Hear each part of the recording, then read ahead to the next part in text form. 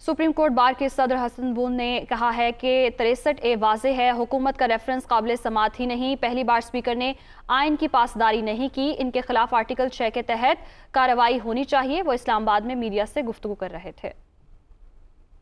हमने देखा कि पहली दफ़ा पार्लिमान में स्पीकर ने जो ये हो रहा है उसके मुताबिक आर्टिकल 95 की सबवर्शन और एब्रोगेशन होगी, और कल को जो गवर्नमेंट आएगी मैं समझता हूँ कि अगर ये एब्रोगेशन और सबवर्शन है तो उन्हें सिर्फ जर्नैलों और जजों के ख़िलाफ़ नहीं, पार्लिमान के उन लोगों के ख़िलाफ़ भी उन्हें हाई ट्रीजन का केस करना चाहिएगा।